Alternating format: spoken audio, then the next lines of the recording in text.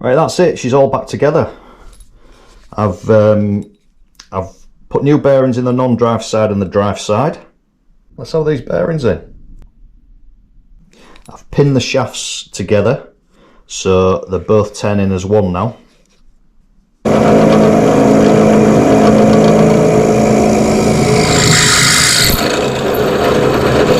So I've drilled the shaft, and I was going to drill this sort of final drive sort of sleeve here, but it's the cranks when they're tightened up that positions the crankshaft in the case. So I thought and this is fixed with a circlip there, so I thought if I don't get them two holes exactly lined up and exactly where the shaft wants to be, when I tighten it up, if it's a little bit out, it'll pull against the bearings and be trying to pull it this way, and it'll just knacker the bearings. So I thought, right, let's slot it, and then that will just give me that bit of float on the shaft within this sleeve when I tighten the cranks up, and it'll just pull it into exactly the right position.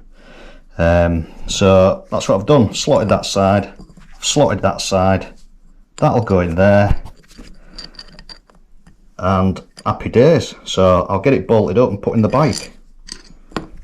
Just show you what it's like. That just gives me that little bit of float to come get it exactly. It'll just pull it into the right position when I tighten them cranks up. So yeah, that's worked out well, and it does feel quite a bit lighter. So I've just pinched the wife's kitchen scales on. I hope she don't catch me having them on my oily table, but there you go. Right, let's see. Right, so it's now weighing 0.872 kilos. Now the claimed weight for the motor is 1.95. Claimed weight for the battery is 1.8 kilos. So by my reckoning, we've saved a cat's cock hair short of 2.9 kilos. 2.878 to be precise, I believe, if I've got my maths right. So that's not too shabby. It's, you know, I'm not doing it for the weight saving.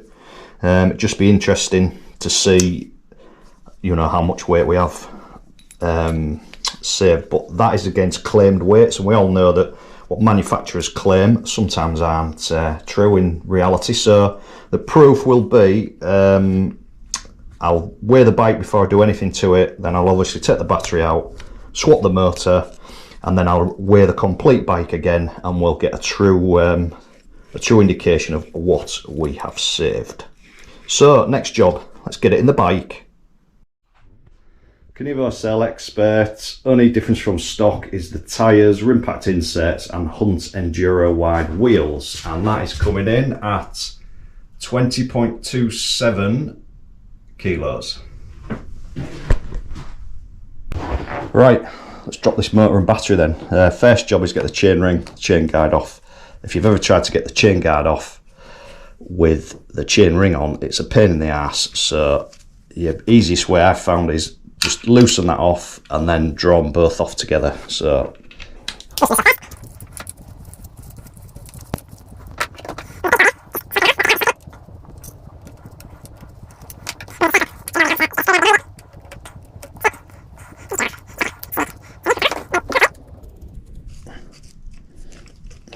all this lot come off together. There we go.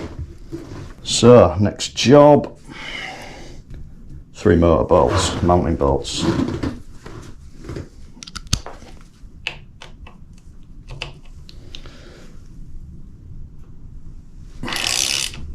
To get the battery out, you have to remove this this charging port. So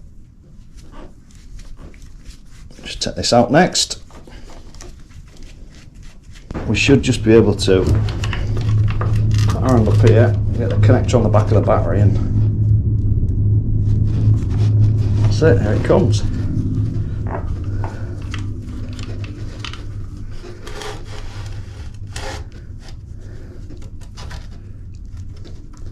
Disconnect the bottom, you just twist the blue ring and it comes off, and then that should come out. There we go. Right, battery's out. If you can see up there, we're going to have a few cables rattling around, so I think what I'm going to do is put some pipe insulation up there just to pack out and just push the cables against the frame really, and just keep them nice and tight so they don't rattle. So I'll do that now, and then we can think about putting the dummy motor in. Right, bit of pipe insulation then. Just gonna really nice snug fit up there. I'm just going to push that up there, and hopefully that should keep things rattle free, or help anyway. Right, next job, we'll just put the old battery charge point connector back in. I've taped up the battery connector because that won't be getting reconnected obviously, so I don't want any crap or water getting in there. Right, let's get the motor in, or the non-motor as the case may be. I'm just going to connect these up just to keep the any moisture out of them really, because they're obviously not going to be doing anything.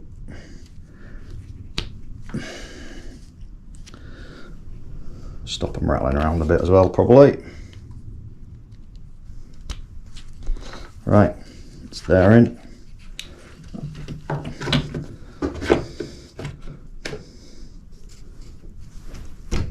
Plus just a little bit of persuasion to go in. Yeah, that's good. Right, I put a bit of blue thread lock on all the bolts, so I'll get them in and get them torqued up, and then we'll think about getting the chainring and cranks on, and we'll be getting there. Right, that's bolts in. I'm just going to torque them up. 17 newton meters drive side, 10 newton meters non-drive side. The drive side is important because there's some little washers and they're so easy to crack, so make sure you torque them up and don't just do them to where you think they should be, because you'll crack them washers. I got that set right. Yeah, 17.